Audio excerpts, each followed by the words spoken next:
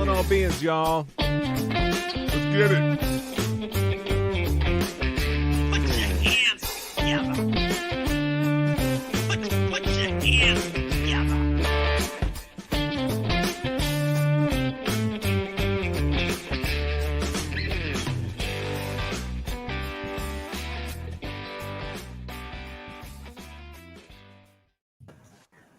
All right, we're back, people. I'm like Jason. You can slice my arm off, but I'm coming back. I'm back. Welcome back to Calling All Beings.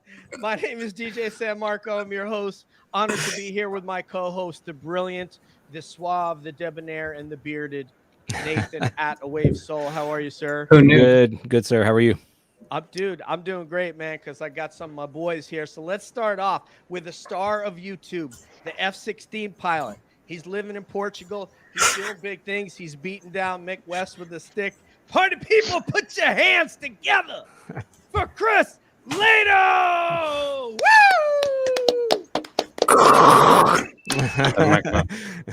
I need a boom mic like you guys have. And now the only man What do you have? that can tell you what a meathead I really am when flying, a man who was my classmate going through Combat Talent 2 school, the U.S. Air Force's own Mr. Troy Broskovich. Woo! Yes. Raise both those hands. Show you just went jogging, Troy. Yeah. Come on, Yeah. man. He's fit. He's ready for his PT test right now. Bring it on. Hey, if they All need right. me back, they just got to call. I'm ready to go. Dude, I was the same way. I got to Hurlburt. I'm like, yeah, if you guys need me back, I can go. I'll be ready for my PT test in 2 weeks. Let's go. Man. So I still feel that way if I had to go back. And it's been 3.5 years. So anyway, welcome, guys. Let me turn it over to somebody who's a little smarter, slightly better looking than I am, but I could work on that. Nathan, you got it, sir. All right. Yes, we are super excited to have you guys on the show with us today. Just a quick background on each of you that I did some Google search on. So if I get it wrong, it's not my fault. It's what the internet told me. So Chris, you're a retired F-16 Air Force pilot. You're also an author, which I don't know if a lot of people know, but you've written a couple books. Is that right? 2 or 3? 2.5. 2.5. Excellent. Yeah. Excellent. One on the way. And your most recent sort of initiative is YouTube content creator. And really made a name for yourself in the UFO community, analyzing videos from a pilot perspective. So it's great to have you on the show with us. Great to be here. And then we've got DJ, of course, my co-host is a former AFSOC flight engineer, a lot of time in the air, and an all-around good human being. And great to have you on the show, as always, with us.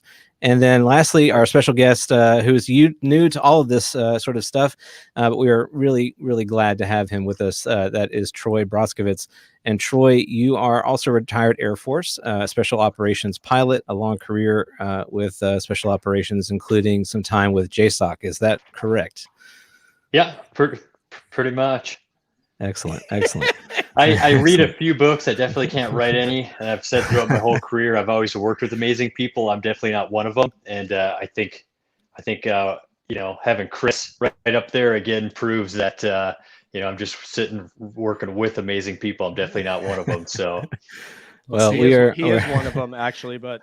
So I'll debate that point, but go ahead. Yes, we are definitely honored to have all of you guys with us. So the purpose of today's show, it's called the Flight Show. And why are we doing a flight show? I think the purpose of that is to give our listeners a good sense of what it takes, what it's like to be a pilot. Particularly from the Air Force perspective, since that's kind of the background that all of you have. What is it like becoming a pilot? What is it like being in the pilot culture? What kind of experience and depth of experience do most pilots have by the time they retire? And we're going to get into other topics like identifying objects in the sky, being able to identify objects on the ground, what it takes to be a trained observer, as well as culture, being very mission-oriented, objective-oriented. How does that play into everything that you do? And how does that play into the way in which you relate to one another when you're on mission or even off mission? So excited to get into some of that stuff. So why don't we start off with, and Chris, maybe you can start us off with this one. How do most folks who become a pilot in the Air Force, like how do they get started on that journey? Where does it usually begin for folks? I mean, most of my friends, I think they had a dream, when they were growing up. They just loved planes, they went to air shows, or their parents were in the military, or they liked flying. And so there's a couple different ways to get there. But in the Air Force, at least U.S. Air Force, you have to be an officer to fly, right? We do have enlisted, drone operators, et cetera. But at least when I was going through, you had to be an officer. So you had to get your commission somehow. There's different ways to do that. So you can go, I went to Air Force Academy, which is, basically 1,000 people a year would graduate, but you need more than 1,000 officers. So there's other ways as well. So ROTC scholarships. And then that's basically at your normal university, but then you have OTS. So anyone with a college degree can sign up to be a pilot. I have a good friend, he actually had a photography degree from New York, and he signed, he walked into a recruiter's office and basically said, I want to be a fighter pilot. And they're like, that's impossible, and he's like, no. They were like, hey, sign up here. You don't want to be a pilot. You want to be security forces.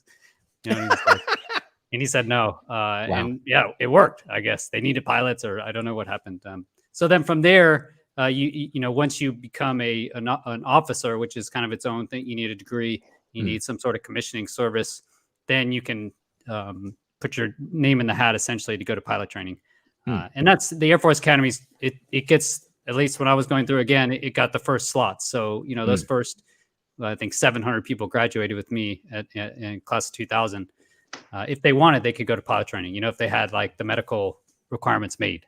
And actually eyesight's not a huge one. My roommate, the whole time, he was like, he always wanted to be a pilot, and he had terrible eyesight, just thick glasses. So he just got it out of his brain that he could be a pilot. And then when we went to graduate, they changed the rules. They were like, we need more pilots, so then they lowered the requirement. But he didn't go, actually. That was a mistake he made. He regretted it later. Except for color, right? If you're colorblind, okay, pretty much out. And I think 25% of men are colorblind. So that's probably the bigger one. Most stories I've heard, they were like, people were like, hey, I was going to go for sure. I had everything, my name in the hat to be a pilot, but I was colorblind. And that's probably the biggest stopping thing, I think. If you're colorblind, there's not much you can do. Gotcha. Well, I had color blindness, but they did a test where you say red, green, amber at a distance. And if you could do that, you could be technically colorblind by those books, but still pass. So that's how I got into aviation, was from that, that I passed that red. I could tell red, green, and amber all day long. So you must have been a terrible maintenance. Yeah. Terrible maintenance for them to get rid of you to the engineer school, huh? Yeah, it was rough, man. It was definitely rough. I'm sure they really miss me. Like, oh, that guy sucks. Anyway, let him go fly. Well, and so Troy, what about your experience? Was it similar to Chris's? I know you didn't do the Air Force Academy; you went a different route. So, can you talk about that? Chris lost me when he said he wrote books. No, I mean, everything he said was true. I think for me, I didn't go to the academy, but for whatever reason, I felt like I wanted to be in the military and I wanted to be an engineer. I don't know why. So that was my initial kind of motivation. I got an ROTC scholarship. He is a nerd, engineering. secret nerd. Yeah, for engineering. And then I think when I got around a group of people, I kind of drew some, motivation, maybe some courage to get outside the box a little bit and realize, hey, this is something I could do, right? The Air Force flies planes. Why would you want to do anything else if you can do that? But I think of the family I grew up in, not that they didn't support me. I think it was just hard to kind of dream like that, right? Nobody was an officer in my family. Nobody besides my sister graduated from college. So I was around some like-minded people that was like, hey, here's kind of some of the goals you need to set over the next 4 or 5 years. And you might be able to be a pilot in the Air Force. I really changed gears there. I still have an engineering degree. I did that. But I would just say, being here at, a major airline now, you hear a lot of people say, oh man, I want to be in the Air Force or the Navy, but I couldn't for whatever reason, or they didn't. I would just, if anybody's listening, I would say don't join the military to be a pilot. Make sure you join to be a leader, an officer, something, because you never know what could happen. You could wash out. You could have an injury. Lots of things could happen to where, hey, you can't fly it. Are you still ready to serve for 4 to 6, 10 years or whatever, right? So if you just truly want to be a pilot, you don't want the other stuff, well, there's other paths to becoming a pilot, and maybe you should seriously consider it. I would just throw that out there. Yeah, no, that's great. And DJ, anything you would add to this conversation, kind of getting started on the aviation journey in the Air Force? Well, mine was a little different because I was enlisted, so there was only one spot in the flight deck for an enlisted aviator. And when I saw that, I was actually a fighter engine mechanic when I started. I was an F-15 engine mechanic. And due to my mother's health with cancer, I had to get stationed. The closest base I could get after Homestead was leveled by a hurricane was they had C-130s. And I saw an enlisted guy go up in the flight deck and sit in that middle seat. And I was like, wow, I want to do that. So I said, you're a flyer? And he said, yeah. I was like, okay, I didn't know there was such a thing as enlisted aviation. So I said, what's your job? He said, flight engineer. So he told me about it and I applied and I didn't get it right away. So I went and got my pilot's license. So there I am on the base. I'm in the Aero Club. I'm flying. I'm loving it. I'm just loving navigating and communicating and landing the airplane. It's just awesome. And then I applied for flight engineer. They said, you need to make staff sergeant first. So I made staff. I applied again. And then basically, I think I had to go and turn in. I needed a boost on my package because a lot of people, their performance report was firewalled to, outstanding everything. And I didn't have that, which was common in maintenance. Not everybody is firewalled, particularly if you're not willing to, do that stuff. So I went and met with a senior enlisted aviator. And I said, look, I got an aircraft mechanic license. I got a pilot license. I love this stuff. I'll do you proud. And the next duty day, I got a call. You got a slot in flight engineer school. And nice. Went there and got that and flew for 2 years of C-130s. And then there was this thing about flying combat Talon 2s. And that's how I got into a school. And when I showed up in July, there was Troy as my classmate. And then you'll kind of hear the difference how Chris, went to UPT and eventually got F-16s, but then he goes through as a single aviator, whereas we go through as a crew through school. Okay. No, that's great. Excellent. Well, I love the fact that you each kind of have a little different of a journey in your flight career. Did it match up to your expectations? So once you kind of started getting into it and really getting your hands on into flight, did it really kind of line up with what you thought it would be? Was it better or worse than what you thought it would be? I don't know. Chris, you want to take that? I don't know. I don't know what expectations I had. I would say pilot training was extremely hard. I mean, I went to Navy training actually, so a little different. Okay. I didn't go to, fly tweets. Did you fly tweets? I did. Troy? Yeah. Yeah. So that's the T-37. They've replaced it. I never flew that. That's your basic trainer in the U.S. Air Force, or was. Now it's the T-6. But I actually went to Navy training, so I didn't fly with the Air Force. But the Air Force training is just like hardcore hazing. I mean, you're getting yelled at, standing in the center. I'm sure people are traumatized from it, So, what was your experience, Troy? I mean, is that? I mean, I tell you what, I flew twice before college as a passenger. And then I got like 40 hours while I was in college. Once I got the pilot slot, they started a program where they wanted you to fly a little bit. I wasn't any good. I didn't know what I was doing. I had low SA. I mean, some of these kids come out of the academy. I mean, they had all these glider hours, and I mean, the kid was like, this one guy, great dude too. He's like, I want to be an F-15 pilot, and he's the best dude out there, And I'm just like, man, I am out of my league. So yeah, it was very challenging. I think having an engineering background or a technical background, college kind of taught me how to study and how to just grind. And for no other reason than not quitting, right? Like you just memorize what you need to memorize, and eventually your hands kind of catch up a little bit, right? And it was a challenge. Then I would say though, as I progressed through a little bit and got to the MC-130, the culture changed, and we can get into that a little bit later. But that first year was very challenging. I forget. I think probably after maybe like the contact phase of T-37s, I realized like, hey, I think I could do this, right? But it was studying hard Sunday through Thursday, going out to the club with the class on Friday and let loose a little bit, right? And then go right back to the grind on Saturday night or definitely Sunday morning, right?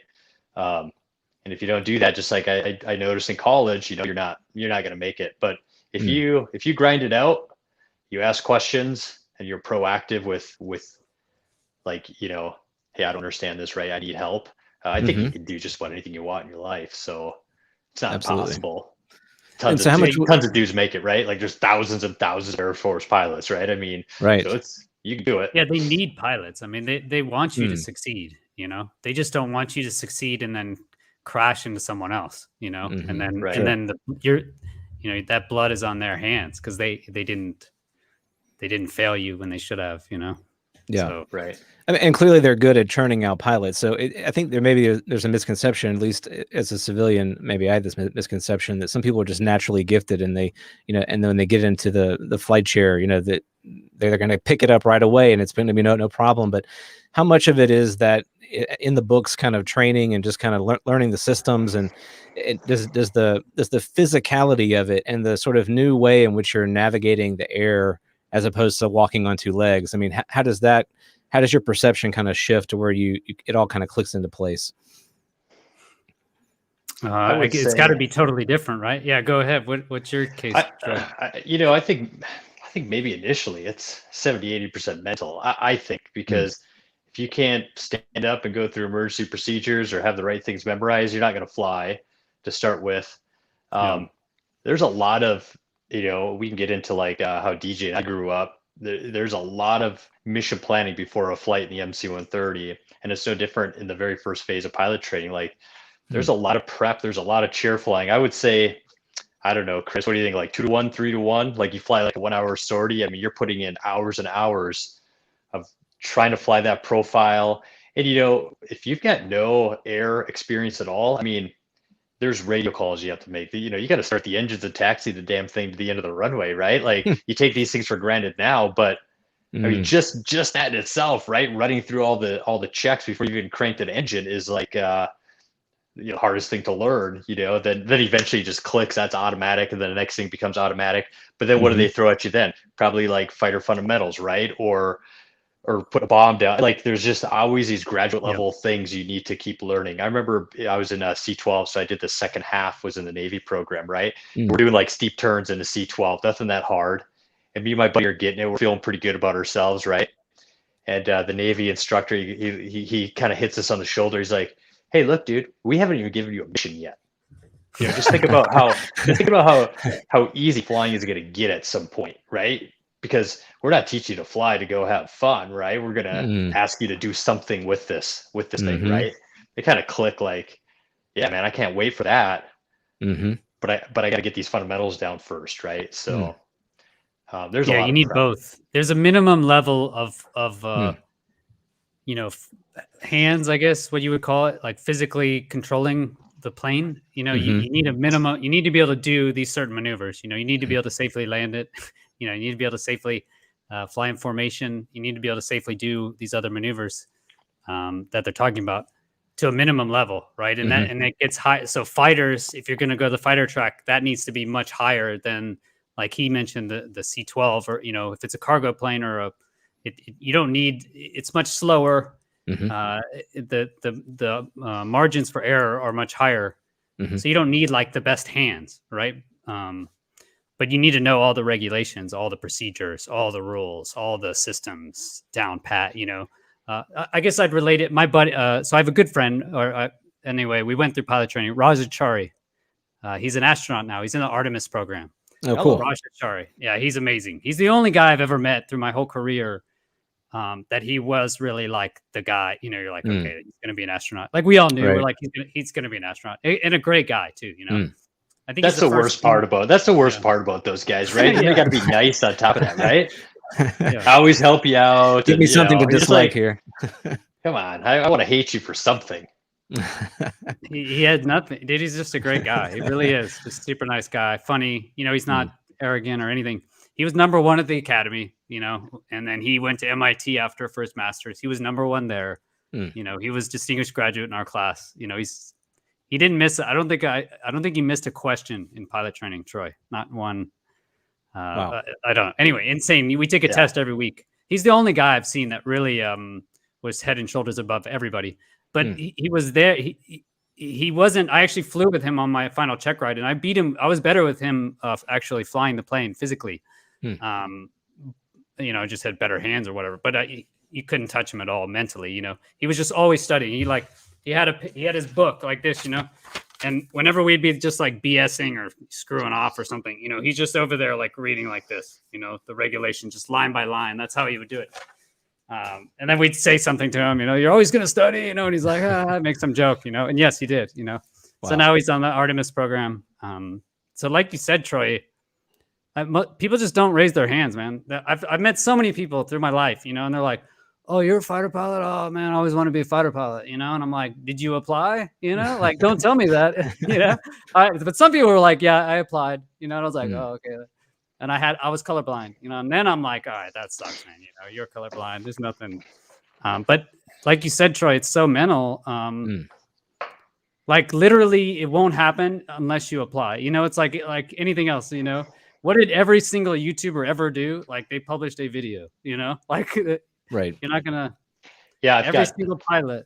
Yeah. I've got some kids that are entering high school. Yeah. I've got kids that are entering high school, right? And it's, hey, just one day, one step, one AP course, right? Like, at some point, right? You want to be a fighter pilot or whatever, and you're itching to get out of high school. And it's like, well, if you don't get the top 10%, if you don't get that academy nomination, if you don't, like if you're a junior, sophomore, like what you do in high school, how you apply yourself, it really matters because that's setting the groundwork for what you do in college, what you do in pilot training. And it's not just doing excellent work. It's the grind that you're learning how to do and get through. Yeah. It's the work ethic. Right. So, this stuff, these are big tasks, even then, right?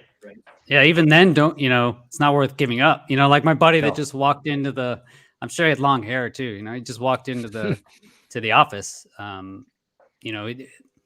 One thing is not giving up, right? If you just do the same thing every day, even if it's just like 20 minutes every day, after 5 years, you're going to be really good at that, whatever it is, Yeah, sure. That's right. Tenacity. But everyone gives up. They're like, yeah, I'm going to do this, and then they do it for like a couple weeks and it's like, okay, and then they quit, or they mess it up or they get punched in the face doing something.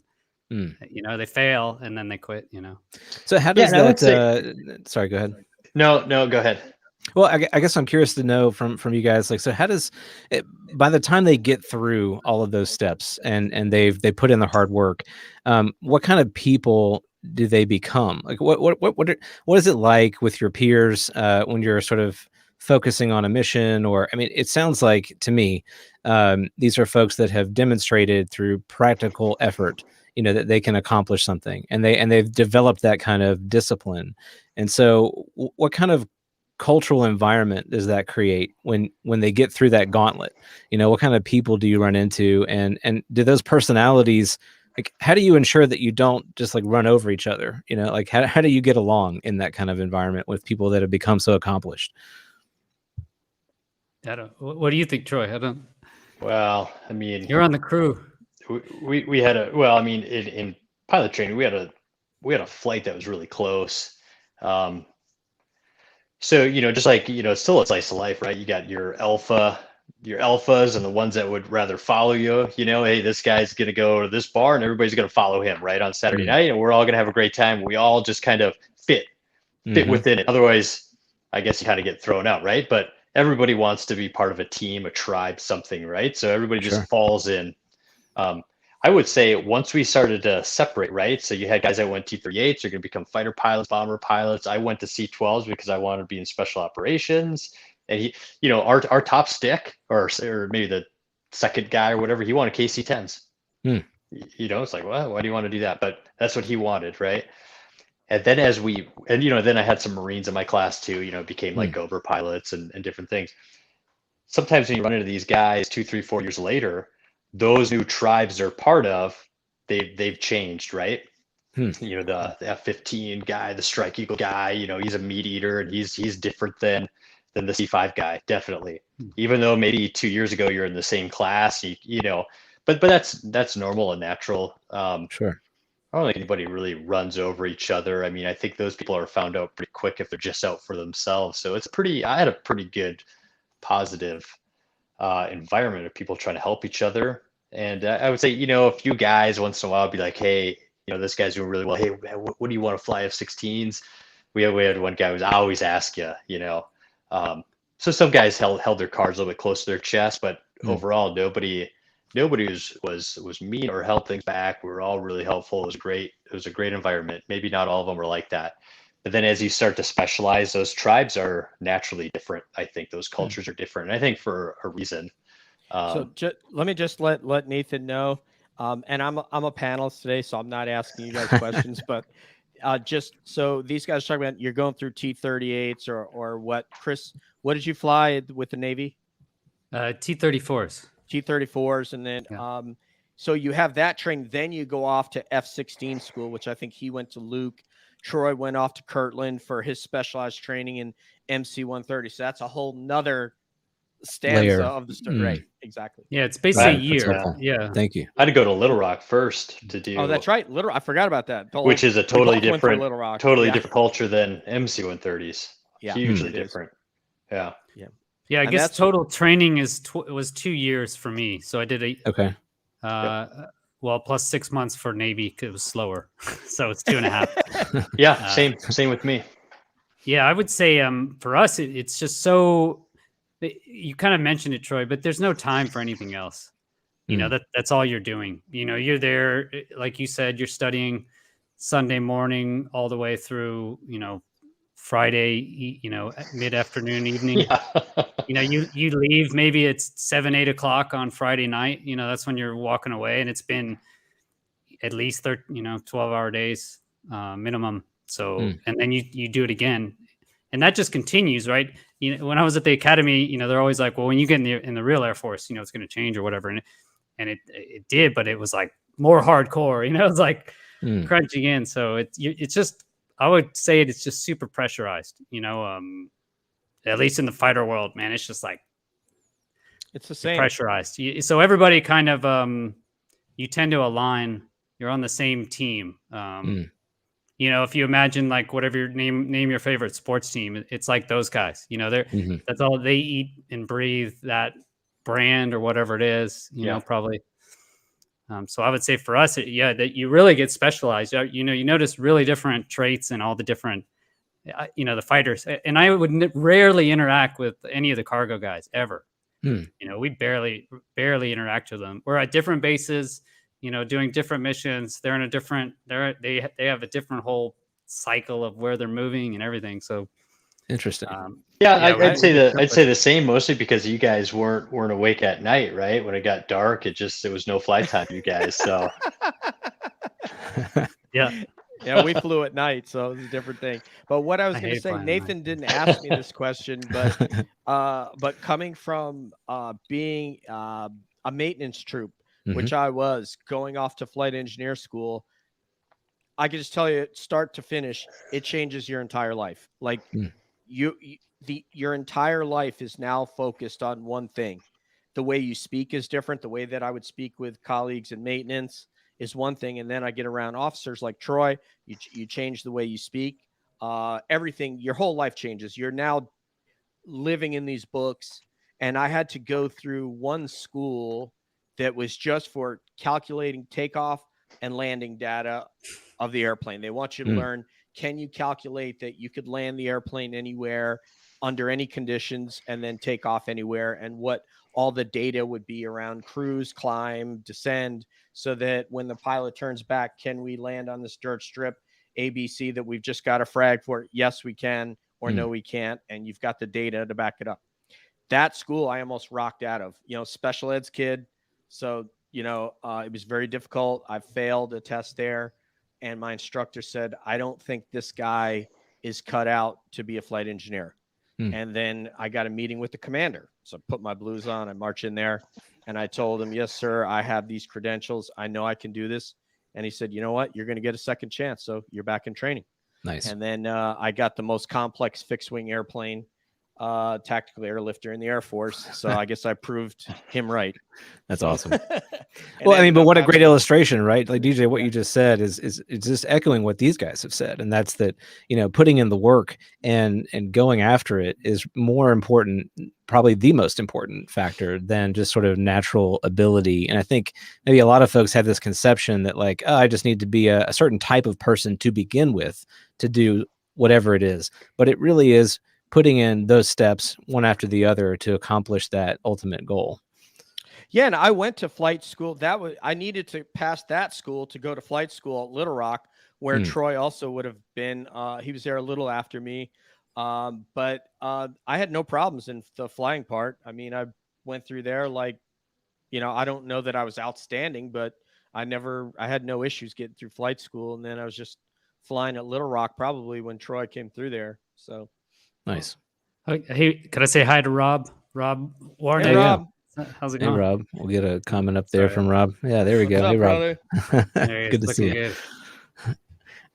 So it sounds like you go through this general training, then you start kind of splitting off into specialized training, and the specialization, it's not like you start from sort of ground zero, like you're building off of what you've already learned, but you're adapting to sort of new approaches to flying or new skill sets with flying, or, kind of there's the basics, right? And then there's the peripheral things that get stacked onto that basic foundation.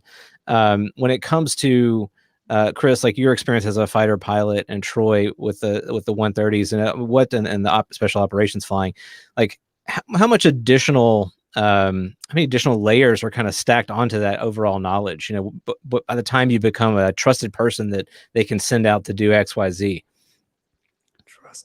Trusted. Yeah. I guess officially it would be when you're a mission qualified wingman, right? So okay.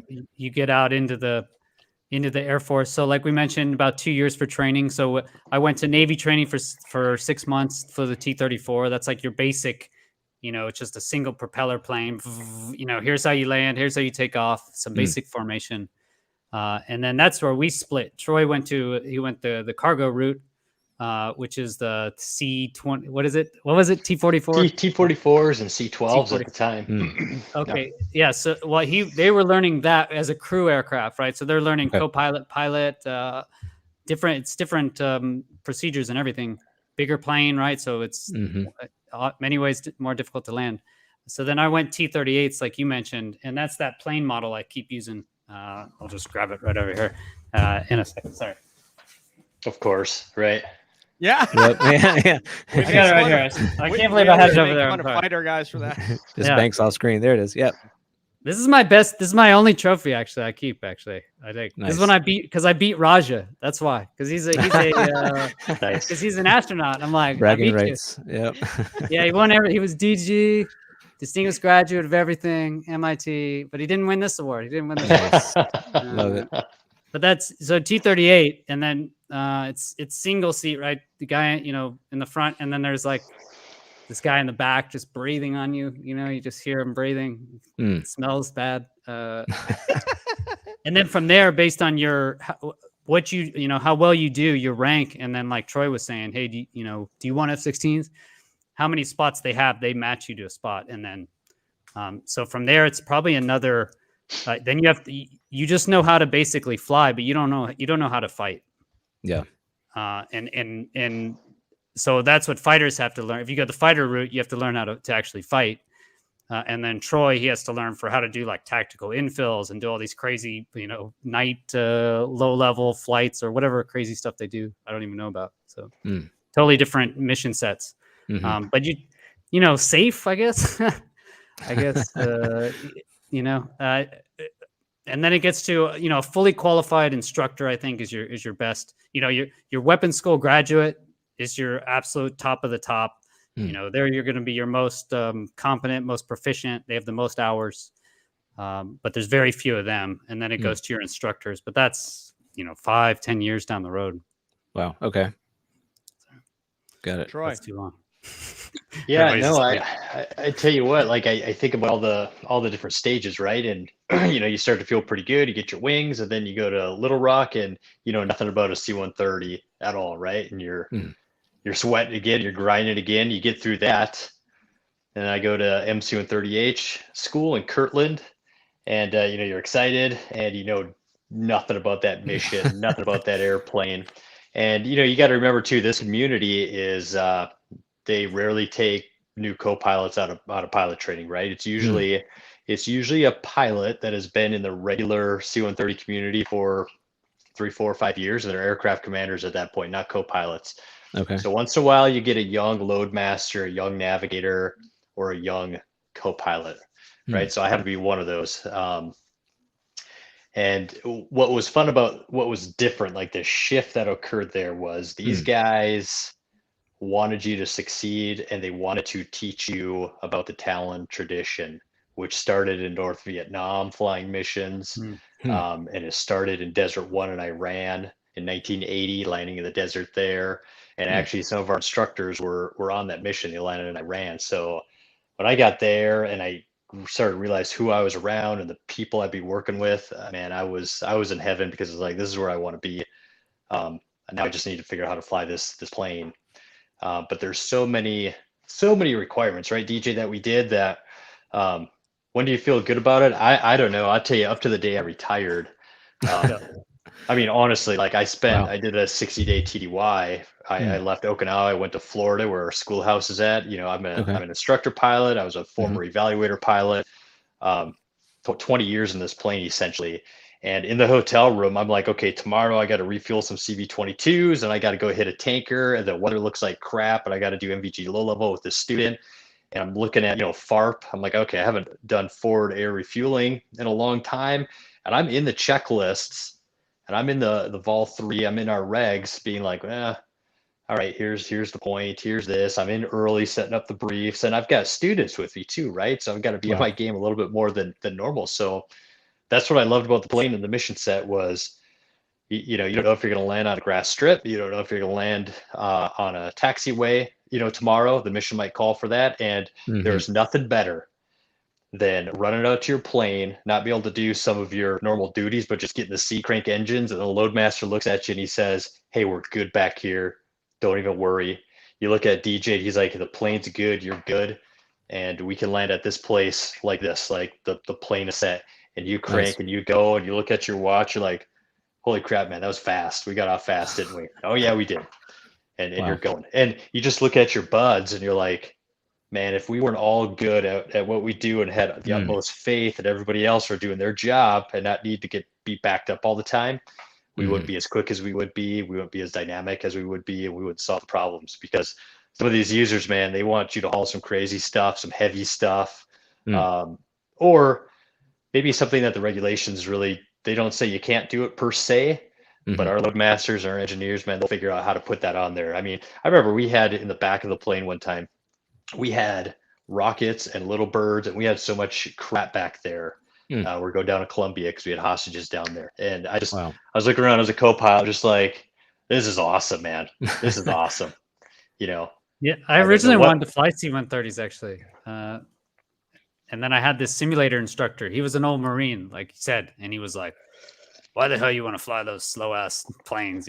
Like, it's like, you want to fly fast and blow shit up. And I was like, 4 miles a minute. Yeah. Yeah. I tell you what, though, my first DJ, you were on this flight with me, DJ. So at Kirtland, right, MC-130s, we get through the instrument qual phase, right? So that's basically, hey, can I fly an airplane in instrument weather? And that's probably the basic building block you need. And then you get into the tactical stuff. And I'm a new co-pilot. I barely have any hours in a C-130.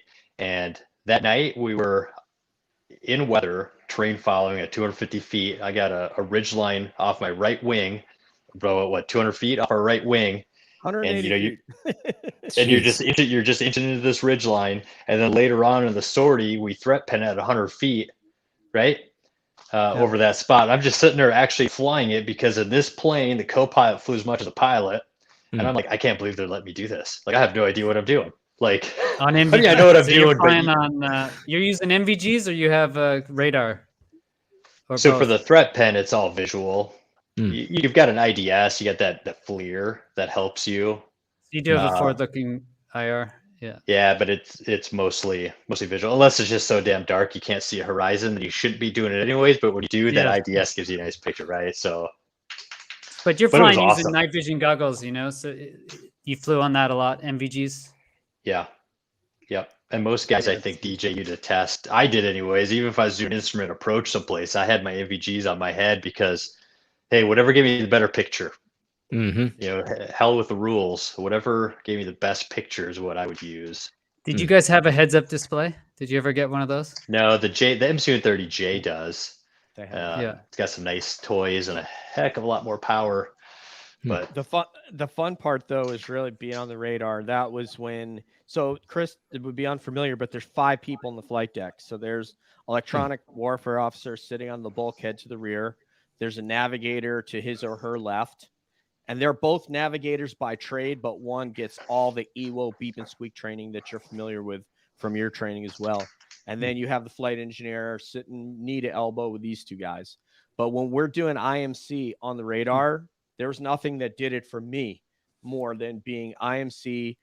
NVGs are no good because all you're going to see is green fuzzy clouds. That's in the clouds. Yeah. IMC means instrument conditions, instrument meter. Yeah, Okay. for Nathan, it means you can't see anything out the windscreen except white. And you're down at 250A and you're looking at 2 different radar presentations. So one of them is going to paint the terrain one way, and you'll know I'm clear if my little aircraft in the middle of that screen is here, I'm good. And then the opposite screen, either your ground map or your pencil ground map will show it like the opposite way. And at first it sounds counterintuitive, but it's not.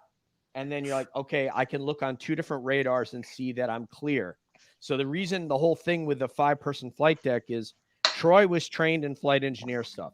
He didn't have to rely 100% on me because he knew a lot of what my job was. I knew some of what his job was. The navigator, we both got trained in what the navigator's doing. We also got trained in what the EWO was doing. So when they're talking to the pilot, I understand all that conversation that's going on. Otherwise, you'd be like, Yeah, I'm lost. passenger right now. Mhm. No, I'm just passenger. So you'd be evaluating everything the nav is saying to him. I was particularly adept at the nav portion at low level, NVG and IMCTF. Those are my favorite things in all the Talon world. So I was very intently listening on what they were saying, just in case he comes back and says he didn't quite understand what the nav said. So I might clarify and say, Nav, you said X, right? Yeah. Okay, Raj. And then it's deadly silent until the next turn point, and then we go through that process again. yeah, right, DJ. That's a really good explanation, right? And then our whole purpose in life, right, is to get the load masters at the right spot, right? Yes, the load masters back there with the SEALs or the SF, right? Yeah, and you're giving them time warnings so the guys can, load up, start engines, start to take some straps off so we can land or airdrop, and then get out of there and let them do their business, right? The whole, it's so much fun that whole crew flying, but at the end of the day, it's like, man, if these load masters, if we don't put them exactly where they need to be, like what the hell is the whole point of doing 5 hours of low level, in enemy territory? On a piece of sandy blacktop in the middle of Iraq, 5, 4, 3, 2, 1, clear to offload. Yeah, you got it, man. You're stopped on the runway. The ramp is about 2 inches above the deck. Throw the ramp down. They go driving off in whatever the hell kind of 4-wheel or 2-wheel vehicle, and then clear to taxi, and it's and you're gone. Wow. Yeah, and all the work, it took hours and hours of prep the night before if you wanted to do it well, right? To reduce the risk, and to reduce the risk to us. It was a lot of prep and you figuring out all the landing data in case we had to abort an infill, or we picked up stuff there that was heavier than we thought, because we got to know if we can land and take off. And sometimes you got to know, hey, I can't accept this from you. It's too heavy, right? Or we're all going to hit that ridgeline together. Congratulations, right? And then, sometimes you get woke up and you've got no time to prepare. But because you do it all the time, you can play a pickup game sometimes and hopefully flight safe, right? So took a lot of training, a lot of planning, and that's what I loved about it. That's why I never left the Air Force early to fly for the airlines or do anything else, because I was like, I'm not a C5 guy. Nothing against C5 guys, but I do that now in the Airbus, right? Like it's great, but right now it's a paycheck, man.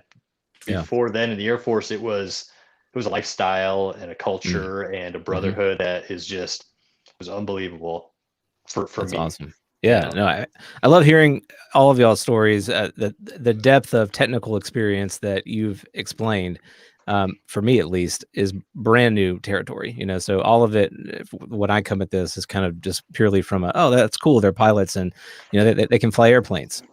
it really ends after that, so, but to understand the layers Yeah. of complexity and training and learning that you go through to get to that point where it looks effortless, as you said, Troy, is amazing. I want to pivot real quickly to talking a little bit about when you're up in the air and you're kind of navigating through that environment, so different than being on land, whether you're walking or driving or whatever that most people are familiar with.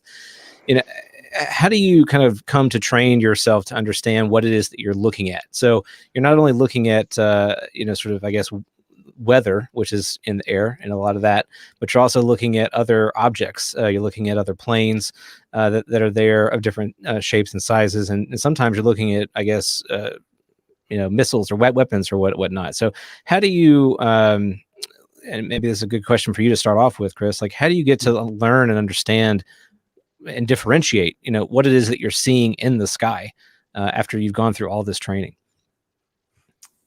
I guess probably the biggest thing is we're always talking about sight pictures. I think it's what I've seen is like training any other neural network is basically what we're doing. You do it through simulators, you do it through chair flying. That's a huge, before we had amazing simulators, that's all we had, right? Was chair flying. And we still do it. Like Troy mentioned it a couple of times, like, and just to finish your last question there is, I guess I never felt comfortable. The same thing Troy said, when you feel comfortable. And I was like, never, That'd be your last day flying. Yeah, I was all, I Or mean, every alive. mission is, I'm studying, I'm looking in the books, I'm thinking about the night before, you're kind of sweating on I was, at least, I don't know, different environment.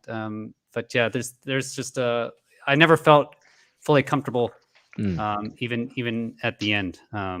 So anyway, you're always studying, and it's about sight pictures, right? So and because it's so different, all the ranges that we're talking about are so much further than you're used to on the ground, just as humans, and really people do not look up. I know everybody's like, I look up, and I'm like, no, like I don't look up. Most people don't look up. It's not in our nature. We're just, Sure.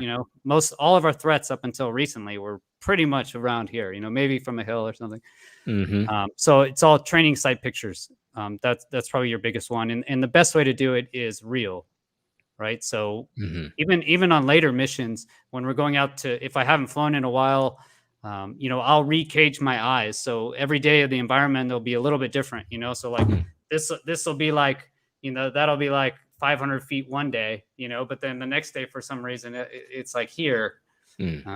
So you're just constantly worrying about it, trying to cage your eyeballs. Okay, that's, we're always shooting airliners, simulated. As the airliner's going by, I'll lock them up. Jeez. Say that one more time. Yeah. For fun, I mean, of course. Yeah, with no weapons, every Sure. time you just have 5 minutes. Yeah, it's never like, I guess, you see in Top Gun, or where they're just like, all right, man, I'm going to be super tough and just win this. It's it's like hours and months of just studying before, and then being in the right spot to not fuck it up. Basically, I guess that's how I'd put it. So yeah, sight pictures. The best is visually doing it for real. When we can't do that, then we do it in a simulator. Right. So you try and do that. We had a program where we were actually recording flights and then playing them back in a simulator for guys. That was one way to teach these sight pictures. And then finally, it's just chair flying. You just imagine like, what would it look like? What's the pacing? So I guess that's a long roundabout answer normally. No, how I answer that's questions. great. Thank you. Troy, and what about from your perspective on that? Yeah, I can't imagine of flying at those speeds, those altitudes. I guess I kind of do now, but I've got no threats. I've got no mission other than the ILS approach to Indianapolis and then eat my sandwich, right? But I think for me, right, my threats were eye level and below, right? Terrain. Okay. Flying with instructors, asking questions. Hey, what do you think this looks like? Am I at 500 feet here? No, you're at 1,000 feet. Okay. Look at you've got other devices on the plane, right, to tell me, hey, you're at 1,000 feet, you're at 500 feet, you're too low. There might be some warnings that go off if you're too low. So you use that to gauge your low level distance off the ground, right? Are those kinds of things. But I tell you, like weather conditions make that more difficult, and Chris knows that as Hmm. well, right? If it's hazy outside, if you only have 3 miles of viz, you tend to fly higher because you're like, well, I don't want to be too close to the terrain. But actually, you want to get lower so the Hmm. terrain is got some more detail to it, so you can see it, and then you can see the hidden stuff that's coming. I now picture doing this at night without a moon, and now you really can't see. You can get hidden ridge lines and things like this as well, right? But I've got a lot of good electronic devices to help me see that picture. And it might be a radar that I have to learn how to interpret into kind of a three-dimensional picture, right? I got Yep. a navigator who's a hell of a lot better at looking at a radar than I am, so he's helping me. I've got a flight engineer who's on NVGs as well, and then I'm communicating to the crew, right? If I'm flying, saying, hey, give me the highest piece of terrain. Hey, it's at 6 miles, 2 o'clock. Okay, I'm not visual with that. All right, maybe we need to climb a little bit, or maybe I don't have to yet. And then I'm gonna let him know, and I've got that in sight. All right, what's the next one? Hey, DJ might speak up. Hey, man, I see a ridgeline. It looks like it's about 2 miles. Yeah, I got that. Okay, so it's a big crew. It's a big crew thing. All of us are looking at our different devices, trying to pick out that terrain and see that. I had no threats from the air that I was too worried about, right? Like, I hope a guy like Chris from Afghanistan, who's in that Afghani or Taliban Air Force, really isn't looking for me. I think Chris probably would have shot him down before he got airborne anyways, but that wasn't as big of a threat to us. So I didn't really have to ID too much, Above. Yeah. miles out in the distance. A tanker Did once you in a look while, for right? missiles? I guess. How did you guys look for missile launches? Or I had an EWO with a suite, right? yeah, If I ever got into a visual fight with you guys, sure, we're outside a lot more, but the loadmasters are scanning a lot more. The number two is going to sneak up on you anyways, right? Oh, and I'm in the middle of the day with all my stuff on over the water, so it's pretty easy for you to find me anyways. So we didn't yes. take that too seriously, besides just having fun with it. But maybe a tanker, a helicopter is hard as heck to find, especially the little ones, right, DJ? When they're against a dark, maybe built up area, and they've got one light on or something like that, and they're really hard to see. So again, it's electronically you're finding these things, right? Picking out a touchdown zone is really important. Otherwise, who knows where you're going to land on that LZ, or you might have the wrong spot picked out, right? I know the nav is doing his level best to get me exactly where I want to be, but I still have to be visual at the touchdown point. And if you're talking a dirt on dirt runway, sometimes you don't see that until very close, right? I mean, very close. Before you might see it on the IDS on the FLIR. You might see it really good, so man, my flight path vector, I'm going right at it. Yeah. But visually, right? That's something I did as a pilot, saying, I've got to, like, I positively told the crew I've got the zone in sight, so they knew, okay, well, And this is not just winging it. what's the craziest field you've landed on, or what was the craziest landing experience? Because C-130s, that's your crazy. They do crazy stuff. I was an exchange pilot with Royal Air Force in what they called their Special Forces flight, and so our regs were way different than the U.S. Air Forces. So I've landed on some really narrow stuff, 40-foot wide, there, DJ, and then it's always the SF guys tuck these things into a ridge line that just it's got all these turbies at about 100 feet. I hated going in there because you'd pick up a big tailwind, or you'd kind of balloon right at the last minute. It was really narrow. And then it's usually middle of the day too. I don't know why the hell we always did that. Right. So they've got to close a highway down. So it's just, and then if I landed a certain direction, I couldn't turn around. It was too narrow. So I had to reverse. And now my engines are heating up, and I got this huge dust cloud and this huge magnet, right, for borders or something. And I'm not a good pilot, right? I don't have great hands. Like you said, there's a min standard, right? I could do all the stuff and do it safely. But it was just a challenge, man. I worried about going into that spot. Yeah, I could tell you, like, for us, what the way we mitigate is I'd be like what they call a high rider with the NVGs, what Chris was asking. So I'd ride with my NVGs really high so I could just tilt my head. I could see the train. I could look down, see the radar, see all the radar displays. Because the pilots each had two displays. And one would have one radar up and an ADI, and the other one would have the other radar up and the ADI. And then I could have the stick map underneath that radar and all that, right? So what I would do is I'd scan the terrain. If I'm not getting anything good, I'm down looking at the radar, picking out which ones give me the best picture, listening to what those two are saying, and then come back, take a look. But I could do it all without moving the NVG, just by tilting my head, I could see through, and then I could also stay in touch with everything that was going on the panel. Then every now and again, make sure the fuels are balanced and stuff like. And I also talk about stuff. I was one of these guys. We could be at the BTD. We could be on a mission somewhere where we're going to go do train wherever the nicest place in the world. I'd bring all my toll data materials back to the hotel. And before I even went anywhere, I was calculating the next day. Okay, it's going to be about this hot. We're going to expecting it will be about this heavy, but I got to go 10,000 up and a few thousand down from that, 5,000 down. And I'm going to make sure I got data for no matter what comes up tomorrow. When I step, I'm ready. I might change it when I get to the airplane based on current conditions, but I've got at least something working that if we have to push to the aircraft, I got something. And then I could just adjust and shit. When you land on real, like some of these places out in the middle of the desert, well, okay, what's the real-time data there? I have no weather reporting unless there's combat controller giving it to me. I don't know what the temp. So what I would do is I'd wait till we're about 100 feet off the deck. I'd get the pressure altitude off the screen that they had and the temperature before the airplane stops and the real calculate toll. Yeah. And I'd be like, okay, I'm good. I know my temp and my PA right now.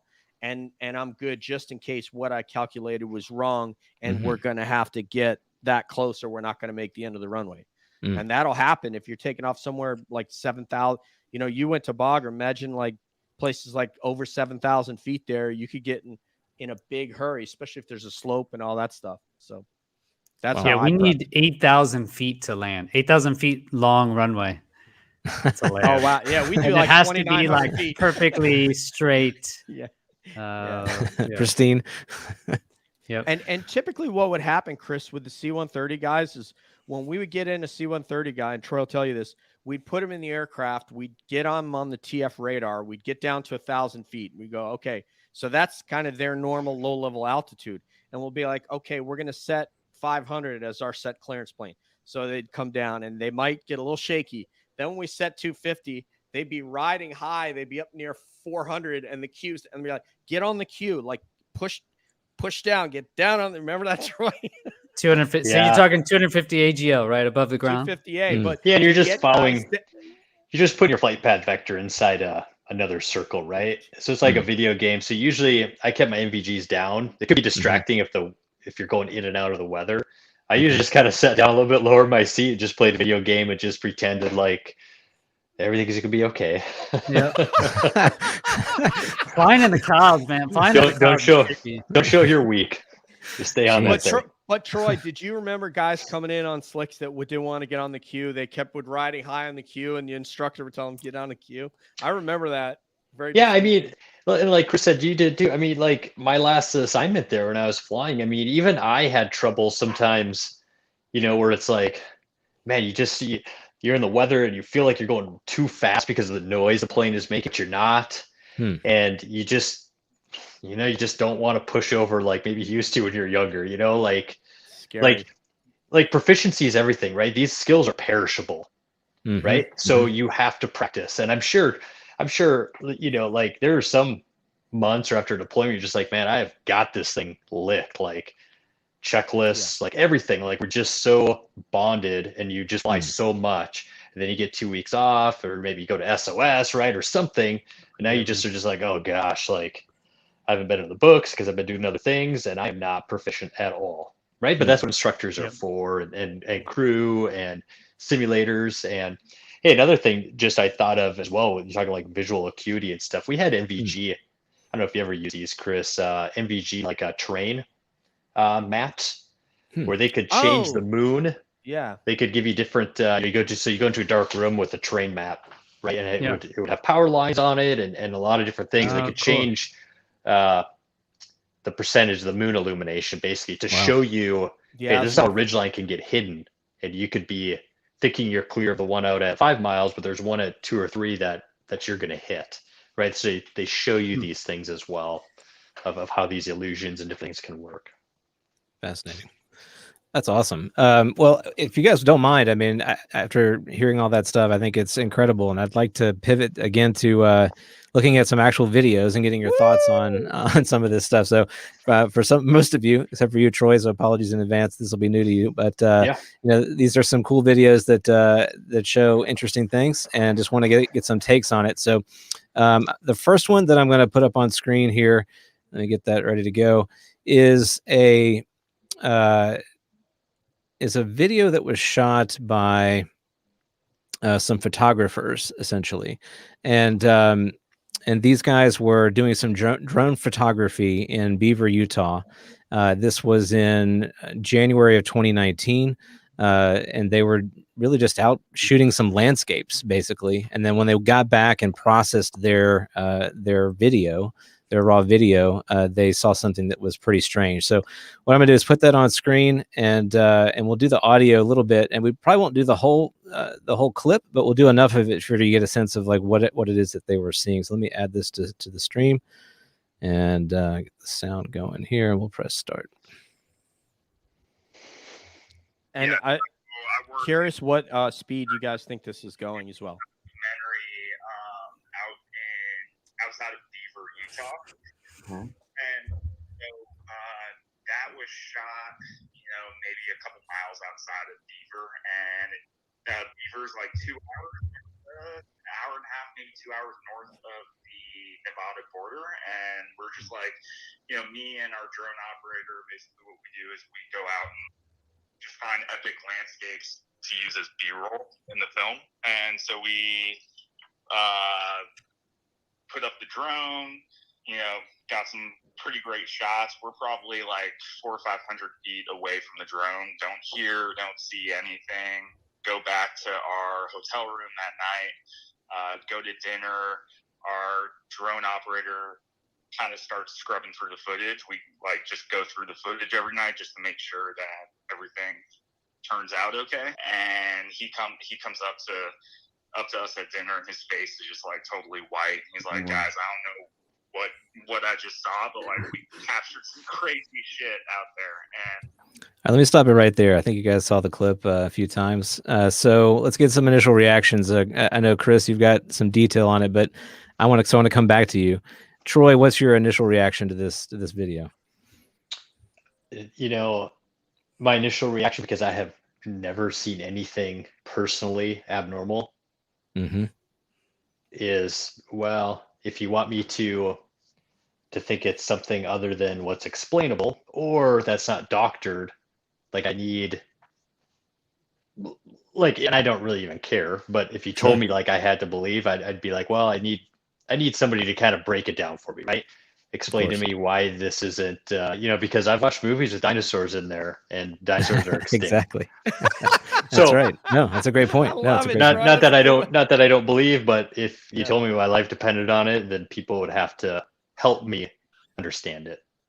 Absolutely. Because I definitely saw something strange, right? Right. Yeah. Can we assume it's not doctored, I guess, for the sake, because has anyone actually analyzed it to show that it isn't doctored? From all that I've heard about this particular clip, it wasn't. They posted the raw video footage, which is the raw as a format. It's a video format that they took from that day. So, according to them and others that have looked at it more closely, there's no evidence of doctoring that I'm aware of. Yeah. So we guess we can assume we'll just assume it's not doctored, Troy. I think it was 2016. Is that correct? I think they filmed it in 2016, but they didn't release it until maybe it was more recent. 2019. Yeah. Okay. I don't know. They didn't want to raise, from what the guy said, I think he said he really didn't know what kind of reaction it was going to get. He didn't want to raise suspicion or have people from the government contact him about it. Something like that. So I'm just assuming that the video is genuine just for the sake of the discussion, and then take it from there. But I'm not asking anybody to believe anything. I'll ask Troy, how far do you think that ridge line is? Can you see it? Where it comes out of? Man, I'd say 10 plus miles, right? Well, to the far line, but if you zoom in, it's just that first ridge. I don't know if you can control it, Nathan. Can you Yeah, let see? me see if I Go can. back to the very beginning, or where it zooms in. I think later in the video, maybe Yeah, it it looks zooms in. like 3 Maybe or like 4 right miles here? to me, but I don't know. And he comes up to Yeah, right there. up So to- that if you look, Troy, it goes around that. Yeah, Yeah, right there. that It looks basically pretty comes close. around that first ridge, the hidden Yeah. ridge, I think. Yeah. So how far away do we think that might be? Probably That- what, 1 to 3 miles, maybe that close finger.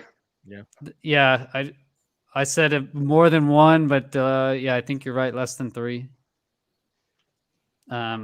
So if you time it right from when it basically turns that corner, it's less than a second till it goes out of frame. You know, so it basically turns there and goes out of a second. So you can basically say it's going at least a mile in a second. Yeah, and I think I remember reading somewhere that it was about 3 miles that they did the math on it.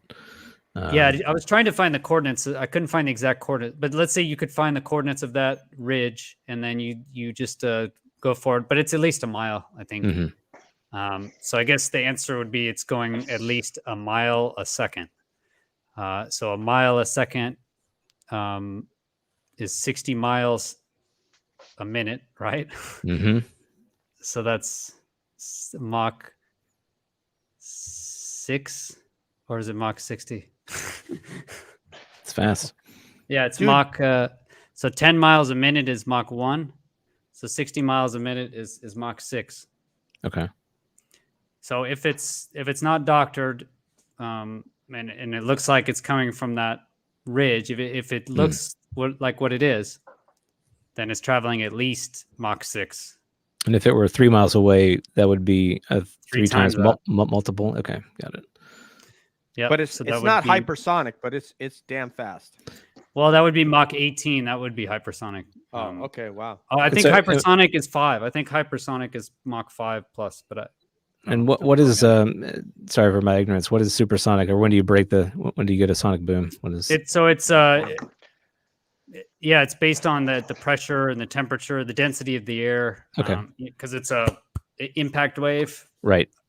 whatever that I can't remember what that's called. But anyway, I looked it up just for this video. It's basically 1,000 feet per second at sea level, 750 miles per hour. But it goes down rapidly as the temperature and the pressure decreases. So as you go up in altitude, you know, the Mach number stays the same, but your miles per hour will decrease rapidly. So, so at this speed, would there have been a sonic boom if it were going Without as a doubt. fast as, yeah. yeah. So if you go Mach and they said that they didn't 1.0 hear anything. Sorry to interrupt you, but yeah. Yeah, if you go Mach 1.0, as far as we understand it, you know, you're pushing it's the pressure waves build up on each other, basically because you're going as fast as the sound that you're creating, right? If you're like running and you're yelling, right, but you're going the speed of sound, the noise that you're making is just gonna stay in the same spot. Does that make sense? Yeah. So that's what's happening with the sonic boom is basically the noise that you're making is catching up with the noise that you're making, and it makes this pressure wave. And so that's right at 1.0. So yeah, anything faster than 10 miles a minute, it should be breaking the sound barrier. Okay. And what did you make of the? I mean, to me, it looks like it's doing a bank of some kind. Is that how you would interpret that at the beginning of that when it kind of first appears in the video? Yeah, I guess I saw there was a really good video done. You shared it on the Twitter where he talks about parallax error. But basically, yeah, that video explains it right there. Yeah, you see a definite turn. There's a bank, yeah. Or it would have, yeah. If he didn't make that, it would have gone to the right of the drone. And so does that make it seem as if it's kind of coming down into the valley? That's what it looks like to me. Wow. Okay. That's like what Fravor described as basically what we're looking at there. Yeah, It's it pretty even big. almost kind of looks like a Tic Tac as it's going by. You know, I don't know. It looks a little not as long. It's pretty big. That's pretty big. You know, it's not. Yeah, I did. Can you stop it when it's over a tree, maybe, or something? I mean, Okay, yeah, let me try that. how can you size it if you can frame forward? Because the big thing, Troy, is could it be a bug? But actually, in this video, in the actual raw footage, a few minutes before, there is a bug, and it looks totally different. Like if you look, maybe one more frame. Can you go one more? No, let me see what I can do there. That's a beautiful shot right there. No, it's out of the frame, right? Yeah, That's it. I thought there was one more closer. Yeah, hold on. Let me see if I can get it faster. Yeah. Oh, there you go. That's pretty big. If you So I look see, at 'cause that, there's a tree. You're saying yeah, there's look a at that tree here. tree. Yeah, Yeah, I mean, it depends how much of it is like, yeah. It looks like it. So that would be larger than I was initially thinking, you know? yeah. Fravor said 40 feet. That looks like I could see where that could be at least in that range. Fuselage, fighter, fuselage, length, maybe. That's what it looks like to me, anyway. Yeah, when What I do you think, first watched it, I thought it was just a ball, you know, is what it looks like. But as you slow it down and when they zoom in, I don't know if that's a result of the because it's going so fast that Right. Oh, it's like- stretching out. it's Yeah. stretched out, Mm-hmm. which Interesting. doesn't actually make sense. But anyway, Yeah. Well, I appreciate your insight on that. And Troy, I mean, to your point, I think that's extremely valid, right? We need more. The more data we can actually get on something like this, the more we can, really understand it, legitimize it. But as you said, right now it's something that looks fantastical, but there are a lot of fantastical things that we see in video for sure. Yeah, and I'm not a physicist or anything like that, or like your astronaut friend, but like, why isn't there a sonic boom with this, right? And you're sure there's technologies or whatever. I mean, can that even happen in this atmosphere? So again, just thinking like just strictly down a physics 101 kind of path, it's hard to imagine, right? Right. So right, no, for sure. Well, let's go. Let's take a look at the next one if you guys want to get to some more of these. But, So yeah. Well, and it shouldn't even matter with the size, right? Because a reason bullets are so loud is because they're supersonic, or most of them, right? They don't have to be supersonic, but most bullets are supersonic, and then they slow down. And if they slow down too much, they won't fuse, right? So even if a bullet, even something this small goes supersonic, it will be very loud. So it's not just the explosion from it's not the gunpowder that causes all of the sound. It causes a lot of sound. But this bullet going supersonic. So every time you shoot a gun, you're hearing it's a supersonic wave as well. Okay. So this thing, even I actually thought it was smaller than what we just kind of looked at. But even if it was small, it should have sounded like a bullet flying by these guys. If they were around, it should have been like a gunshot at least, even if it was the bullet size. So if it's like as big as a bus, it should be making a full on. It should be breaking windows. I mean, right, Chris, they should have heard an aircraft engine if it was something that we're familiar with. I mean, it would have sounded like an F-104 Thunder Chief going by. I mean, that's you should hear something if that's an aircraft. It's obviously whatever it is. It's not an aircraft. He's obviously in flight idle coming down, so That's wild. So they had the power all the way back, right, Troy? It was just he's going from Mach 20 plus down to 6. So just dial it back a little bit. But I do want to ask Troy. I mean, Troy, what do you think of that? Is it? Do you just write it off, or? Yeah, that one I do. That one I do. I mean, I'm sure there's others that I'm like if you told me, Chris, like, hey man, I saw something one night and it boom did this, I would believe you. Period. Right. Yeah. This one here, I don't know, an amateur video that he doesn't want to put out for 3 years. It doesn't, not to strong me, enough. too, graphically, it doesn't look as good as some other ones I've seen. So but that's just me. I think I'm a little bit on the other side of the fence because I haven't seen enough to start to get that interest and I think there's probably some strange stuff out there. Let's go. Keep going then. What's the next one then? Yeah, no, I think that's great. Okay, so this next one is was shared in 2019. This came from Jeremy Corbell, and it's a spherical UFO. This was captured from the USS Omaha in a warning area off of San Diego. So let me full screen that, and I've got the audio on this one too because the crew. This was video captured in the CIC of the Omaha. So play that. Yeah, this is the beginning when he tracks to the right. That's important.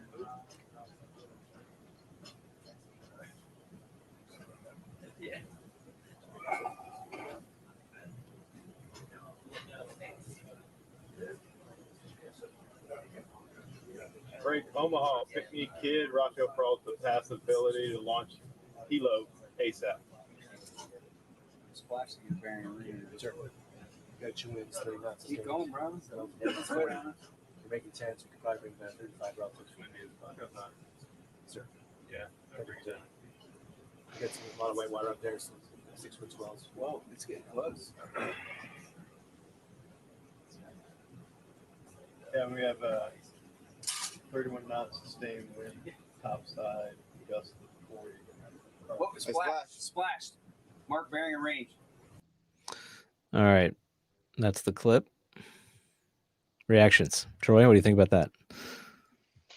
Yeah, I mean, fun to watch. Was For that sure. was that video off of a Navy ship?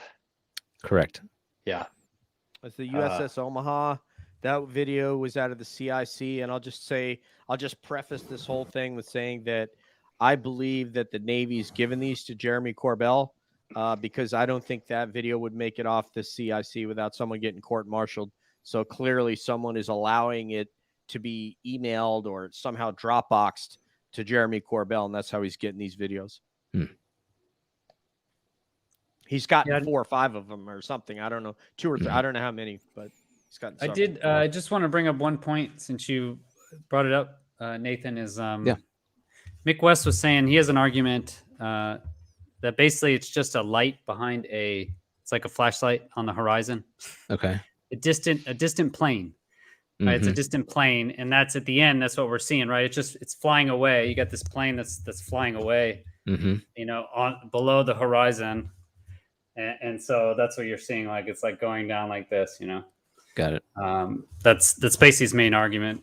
But the problem is at the beginning. If you go back to that beginning section, when it's tracking, right, you can see on the bottom screen. If you go back to the very beginning, at time. If you look at the azimuth on the bottom, yeah, it should be right at the beginning. At the bottom, it says azimuth, and it says 15. Do you read it right now? I can't read it on here. Nathan might be able to, but I'm trying. Hold on, guys. on the representation, like our representation isn't clear enough. Because you use this system, right? You know this system, DJ, right? Is it MX13 or something? No, the Aguadilla one I used. That one I did use. Yeah. Okay. And which number would I be looking at? The bottom left or the? Yeah. So right in the center, if you go down, if you can maybe follow along with your mouse, I can track you down. It says 15. Okay. Yep. Yep. Oh, I see. So that's azimuth, right? So that's how it's looking left and right. And then right next to it is elevation, EL, and that's up and down. But I tried to use that for my original video when I was analyzing this, but I think it's not accurate enough because I think the ship is like listing. It's not aligned, but the azimuth does look accurate to me. So if you measure the angles, and I did, from time 00 when it's at 15 degrees there. So if you go forward 25 seconds, if you just hit play here, we can watch it. And you'll see as he tracks to the right, right? So he had to move to the right. He's having to move to the right. And when he moves the screen, when he moves the actual image, you'll see the azimuth go to the right, right? So basically, so in 25 seconds, okay, the camera has to move 25 degrees. Does that make sense? Yep. Yep. So it moves 25 degrees in 20 seconds. And so I did like some math. It's like the normal mil-radian math I've done in the past. So if you can read this, so 25 degrees, right? And then if you use mil-radian math, I figured out at 3 miles, how far did he go? Right, and then I'll do 6 miles and then 10 miles. Yeah, let's see if you can bring it up. Yeah, hold on 1 second. Let me take it off real quick. Yeah. All right. Yeah. Can you read that? Yeah, hold on. I'm going to get you. There we go. Yeah, there you go. Okay, so spherical shaped UFO, right? There's your time. So it travels 25 degrees in 25 seconds. So, sorry, it's backwards. So that's 25 degrees up the nose of basically up the nose of the ship. It tracks, right? Yep. So I calculated how far it would have traveled if it was 3 miles away, if it was 6 miles away, Mhm. and if it was 10 miles away, right? Yep. So you can show the math there. If it was 3 miles away at the top, then basically it would be going 0.3 Mach. Okay. So around 250 miles an hour. Now, if it's 6 miles away, it's going around 0.62 Mach, okay? And if it's 10 miles away, it's going past the speed of sound, like we talked about, supersonic. Okay. So it's kind of the same issue that Mick West ended up with in the gimbal argument is it can't be a distant plane over the horizon unless it's going well over supersonic. Because and that's what he'll do, right? Or I've seen a lot of debunkers do it. Is they'll just pick one little spot of the video and say this doesn't work, but their argument's incongruent because at the beginning of the video, like I just showed, it's tracking. So yeah, if it's a jet in a distance, it's going well over supersonic, and that's just if it's 10 miles away. And this thing, if it's 10 miles away, you should be able to see what it is. I mean, if it's apologies if I'm asking a dumb question, but if it were that jet, right, and it were moving at the degree change at the azimuth change that you referenced, wouldn't we see some sort of profile of this object, like not just down the tailpipe? Yeah, well, I guess his argument is that it could be just a point source, a heat point source, or it's out of focus or something. Okay. I don't. It doesn't make sense at all, really. But yes, if it was 10 miles away, if it was a plane, we should be able to see it. It should look like more like a plane. More like a plane. You should see. Yeah, if it's traveling this way, at 500 miles an hour, we should see heat shooting out this way. Right. It shouldn't just look like this consistent ball of heat energy. Just very strange to me. Yeah. So it's just more Mick clownery where he is trying to debunk Navy videos, and since he can't attack the totality of it, he'll try to find something instead of just saying, you know what, I don't know what it is, and that's good enough, because we don't know what it is. But instead, he's trying to say it's not this, so that he can support his brand, his book, his website. And he's not even approaching it from a position of, hey, let's try to figure out what this thing is, where it is in space, and what it's doing so that we could try to analyze what it might be. Instead, he's starting from a position of it's not, and this is why, and I'm just going to take that one little sliver of the cheesecake out to say that it is. Yeah. Yeah, but it doesn't work, right? Because he says it's obviously a plane at range. It is clever, right? When you look at the light, if they have a flashlight, I don't have a flashlight handy, but if you do a flashlight, below it does actually, it does look like it. Okay. So they're clever. His argument makes sense in that specific little point, right? But he doesn't apply the argument over here because his argument doesn't make sense over here. Yeah. Right. If it was a plane at range, it can't be going well over supersonic. That's at 10 miles, right? So, it's basically the distance it is. So if it's 20 miles away, it's going to be going Mach 2. So, most things can't go Mach 2 at low altitude. And, it's not that far away. The curve of the Earth is going to make some big difference. So, you can't go Mach 2 at 1,000 feet above the ground. It's just, I don't know many planes that can even do that. Yeah. So, yeah, it's just, it's not an honest analysis of what we're looking at. It's an analysis to try to draw the conclusion that he wants it to be. Instead, the rest of us are like, I don't know what the hell it is. Yeah, that's wild.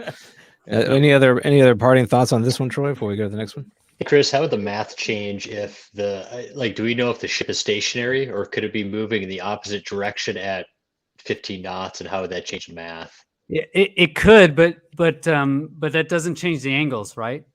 If it's far away, it would just mean that it's closer. Right, because my camera's got to move a little bit quicker to the right if I'm going in the opposite. Now, if he's sailing in the same direction, right, then And then do we not have a range on this object? Like, is that just a camera, not a radar, right? So we really don't know how far that is, No, right? that well, on this one, there's no range from the laser, so there's no laser range finding. I believe they don't get any returns, so I think they're hitting lasers at it, and So they're so not it's getting anything back. capable. So this camera is capable of giving you a range. It just isn't in this Yeah, scenario, it right? says Okay. LRF armed, no return. Okay. So I'm pretty sure they fired at this thing with their laser, and they get nothing back. But yet he said mark bearing and range. So perhaps he knows what it is, but the data wasn't displayed or given to us. Was that on the splash though, or on the object? On, Yeah, the, maybe- on the splash. Maybe that's just a common phrase to use to say, "Hey, write down the details." Yeah, right. know, Yeah, let's put that down. Yeah. I mean, you know, Write something down. yeah. Mhm. Bring up hey, Nathan, if you would Yes. bring up that pyramid one thing, because I just can't get enough of seeing that thing. If you can, Okay. real hold on quick. a I sec. mean, we Yeah. don't have to spend a lot of time on it, but I love looking at this thing because it just blows me away. But Hold on a and so sec. Troy, I think this is one of the best, IR videos we have of the sphere. And then the pyramid one that DJ's talking about was the same time frame, same event. I think it was a different day, or actually it may have been that night. Actually, I think it was different craft though. Remember, because one of them, I think this is the Omaha, and the other one is the USS Russell. There it is. Yeah, that's awesome. yeah, but they're all together. They're all in the same group. There was a Viper group that basically. Oh, the Viper team that was Yep. covered. Okay, so here it is, Troy.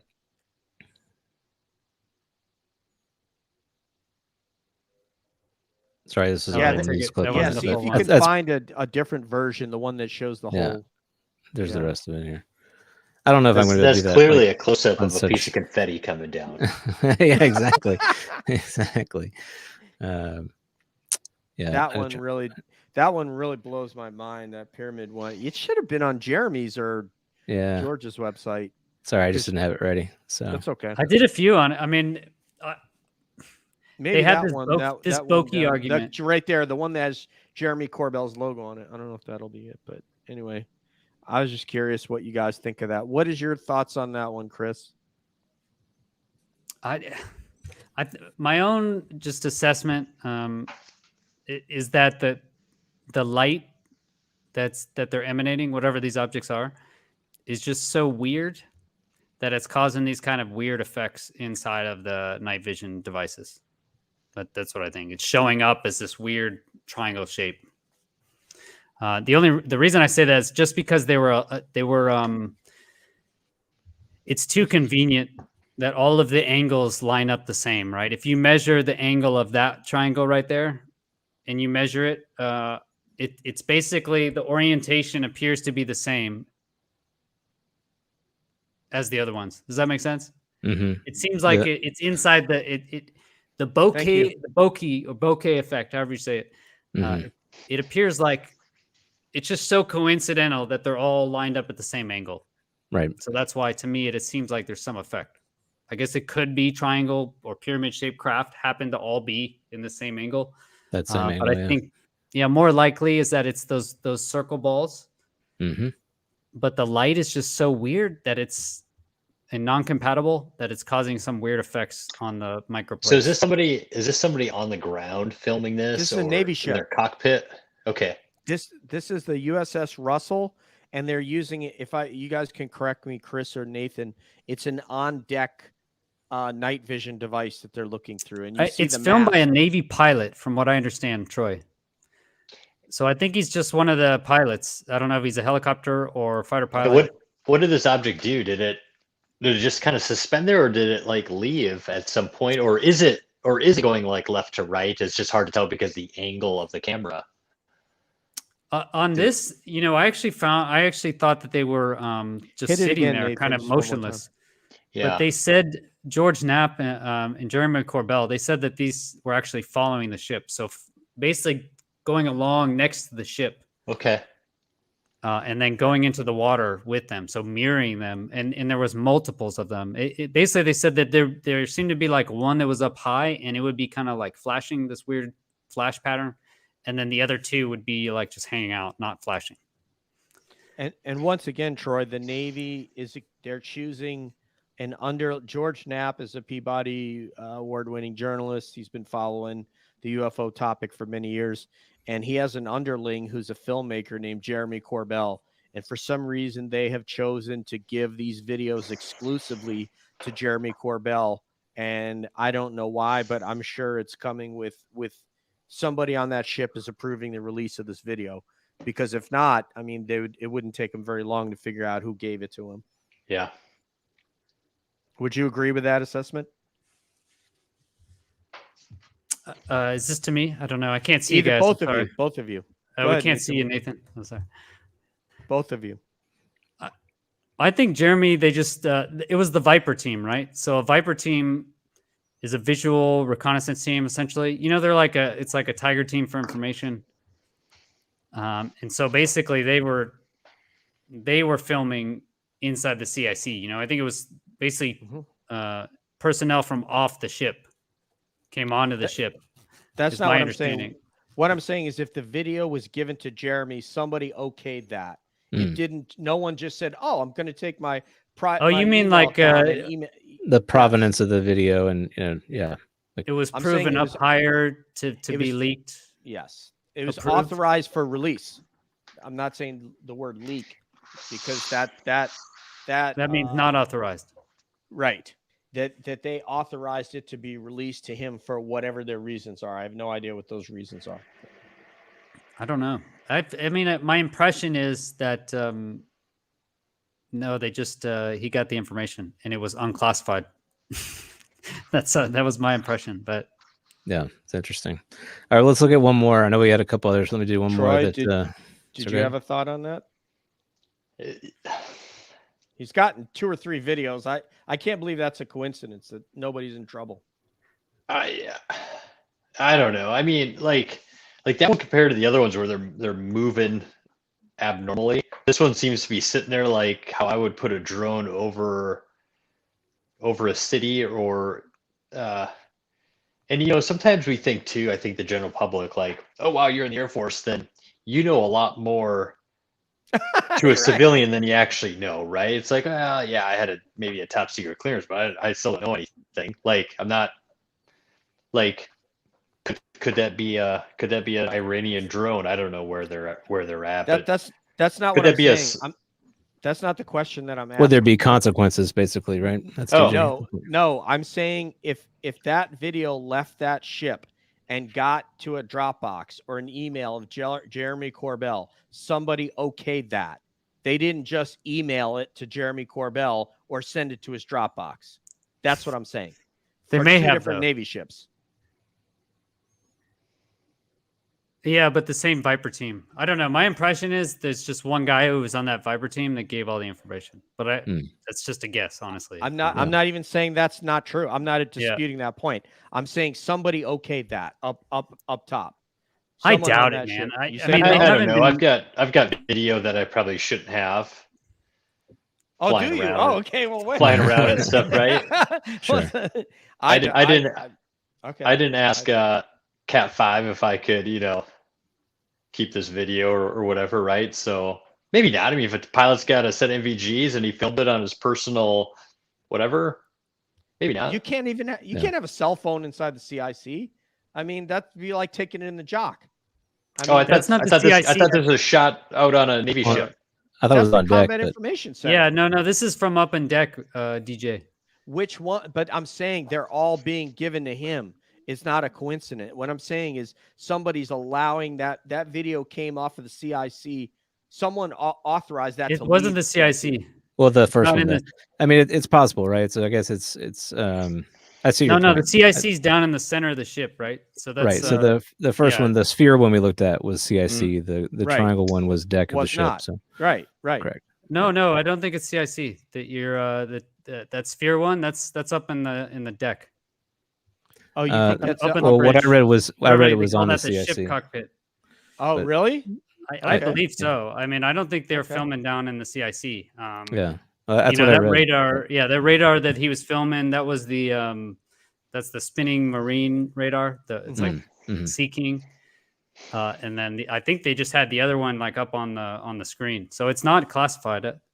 Like the CIC should have all your the sea giraffe, whatever that classified system radar is that we'll never see, right? But they have all the information. Mhm. You know, they should have had like high quality radar track on that thing. Right. Oh yeah, sure. Not just like this spinny radar that we're seeing. You know, you should have weapons quality, you know, radar tracking it. So Yeah, where's all that information? You know, I think if it was really going to be approved for release, hopefully we would get more information than just these kind of crappy, well, not crappy, but let's say short, truncated videos Right. that don't have a lot of information. Right. More would be better. Well, let's look at this last one here, then we'll wrap it up. This one's great. Dude, this is a fucking drone, bro. There's a whole fleet of them. Look on the ASA. My gosh. They're all going against the wind. The wind's 120 knots from the west. The whole thing, dude.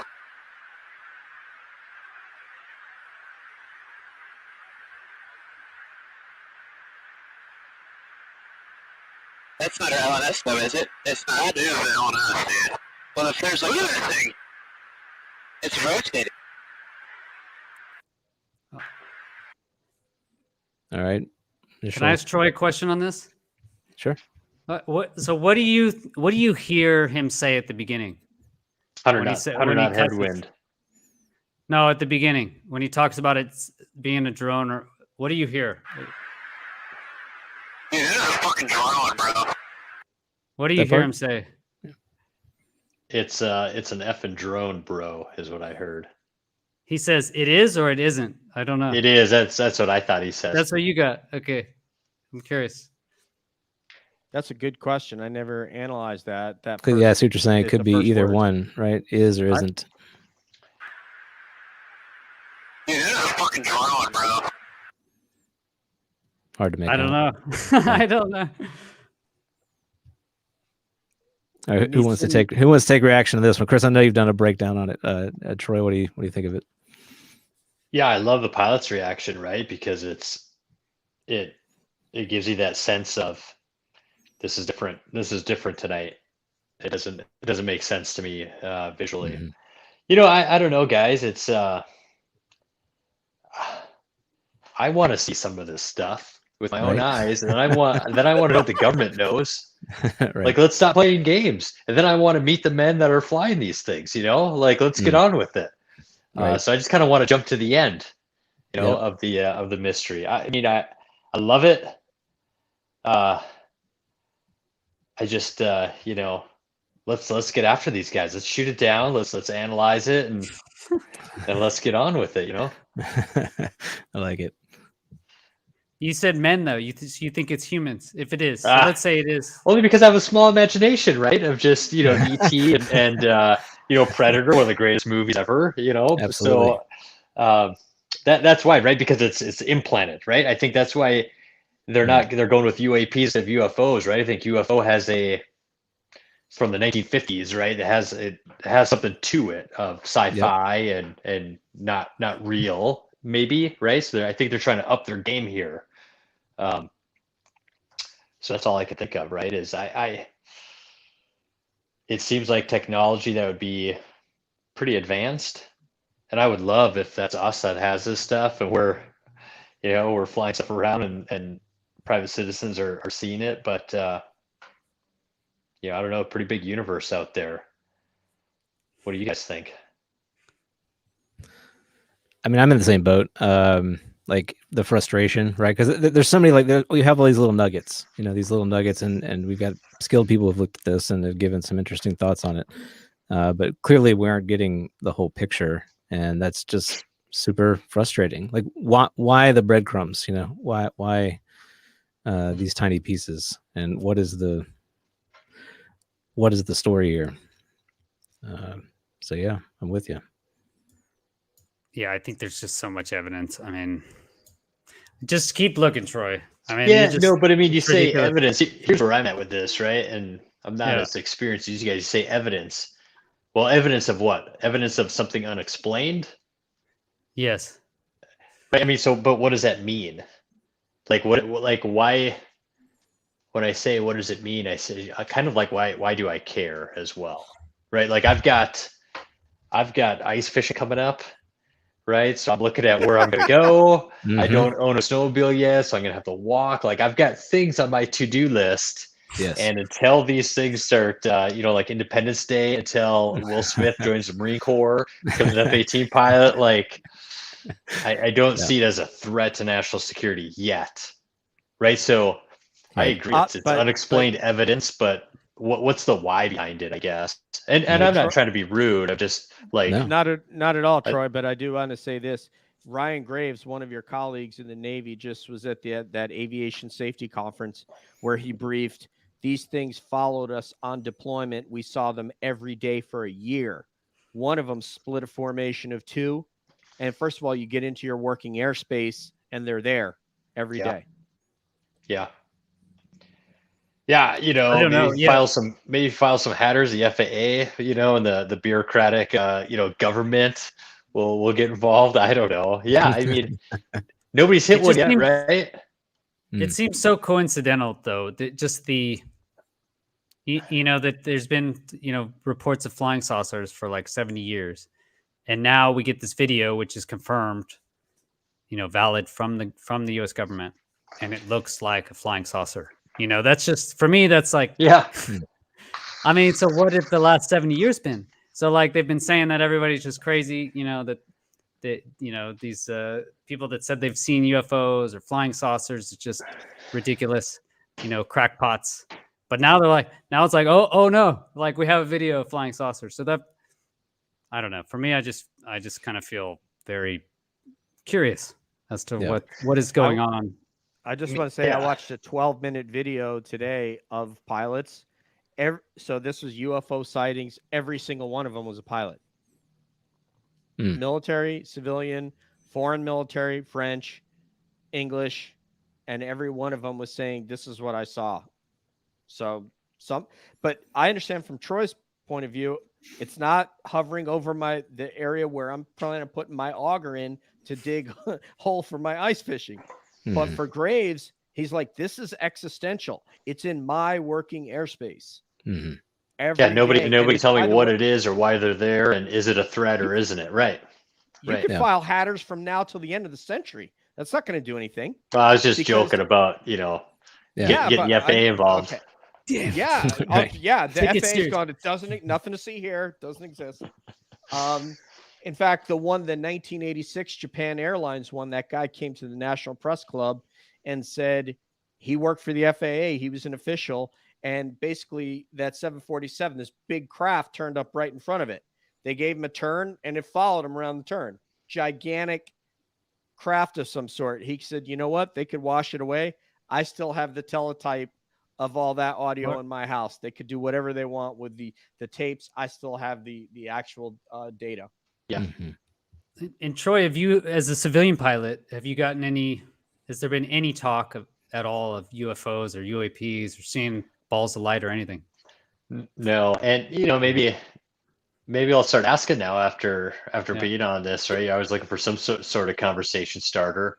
I never have, and I've never in 20 years heard anybody talk about it. And honestly, like I don't think personally there'd be a stigma against it back then. I think, you have enough beers and you're enough situations to where, guys would be like, oh yeah, it's a cool story. Listen to this story, and then I'll one up you with another story, right? And only 10% needs to be true. Never heard any of it. Personally, for people I know, you know what I mean, like face to face, sure. Kind of stuff. Nor have I. I haven't heard any. So. Yeah. Well, I think it's so easy. Yeah, like you said, it doesn't apply. So you just let it go, or I could just see how I could imagine just hundreds of these stories happening.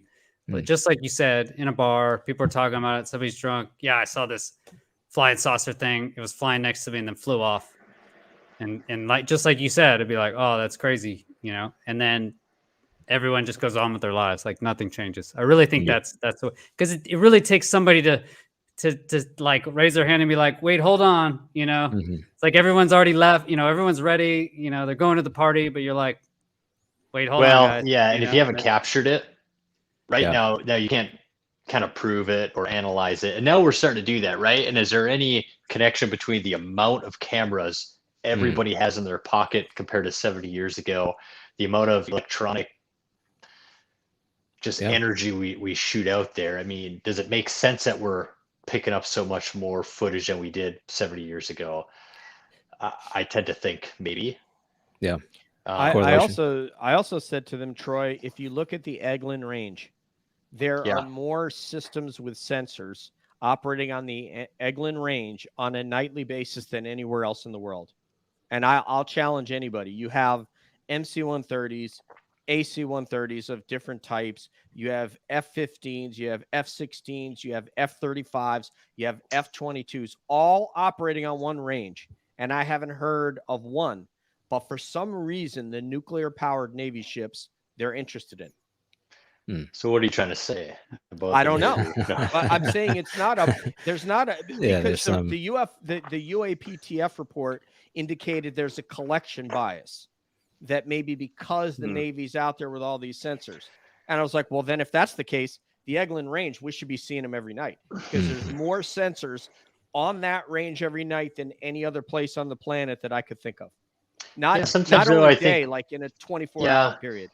but I just wonder though too, if you're not, if you don't have your sensors pointing in the right spot, you're not going to see anything besides what you've seen every night for the last 20 years on the range, right? Sure. Maybe something's even come up on it, but it's just I didn't even something unusual is there. But hey, my job is to Right. run these widgets, and Yeah, well, there's an operating paradigm, right? So, like, if it doesn't fit within that paradigm, it's just noise. It's just not easily it's not- dismissed, right? exactly. Yeah. Yeah. That could be too. So Yeah, I just hope this time we focus down and Drew, I don't know what's going on. Why do I look like I'm glowing? Or something? You're fading You're out a on us. UAP. Oh my goodness. Yeah. Chris has made the I was getting transition tired, but I'm hybrid. like, man, it looks like I'm turning into No, a ghost or something. We're gonna let you go, but I did Yes. want to offer something up before we get you guys out of here, and that is that on the 20th we are gonna have on former U.S. Air Force combat controller and OSI officer Rick Doty. If you Google his name, Rick, and then DOTY, you'll find out who he is.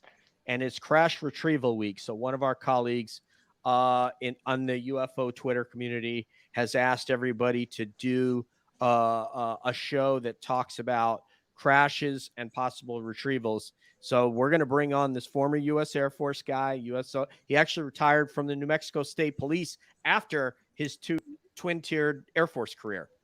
Very interesting guy, heavy hitter in the Intel and OSI. I've heard of him. community. Yeah. Rick Doty. And if you guys want to come on, you want to ask him a question, he says that he has been told that we have captured downed craft. He has Really? said that on. Yeah, I'd yes, love to be and there. I want to ask him. I want to ask him That's- about it. I'm not gonna. There are people who say he was counter intel and all this. He was at Kirtland with like us, Troy, but he was on the OSI side of things. And he says that he's got information on several of these different things. And I would like to ask him about it and see if he'll open up about it a little bit. We're America. Of course we've captured this stuff, right? I mean, Absolutely. What haven't we done? You guys are more than welcome to come on if you want to ask him something about it. I find the guy pretty fascinating, and I'm looking forward to talking to him. Yeah, it should be a good show. Speaking of good show, this was a great show, and I wanted to thank all of you guys for taking the time out of your busy schedules to speak with us and talk about this stuff. I think it was incredibly interesting. You educated me a lot on everything on your backgrounds and expertise. So I can't thank you enough, and thank you for taking time to look at these videos and give reactions. Really interesting perspectives. So looking forward to hopefully getting a chance to talk with you all again. And with that being said, those of you watching, please don't forget to like and subscribe to our channel, Calling All Beings. We're getting started, and there will be more good things to come. Thank you. And as my co-host likes to say, one love. Peace out. Peace out. One love. And we'll see you down the road, Chris Lato and my brother, Troy Broskowitz. See you guys. Thanks, Herman, for being here. And Rob, thanks to you guys. Yes. Peace. Peace.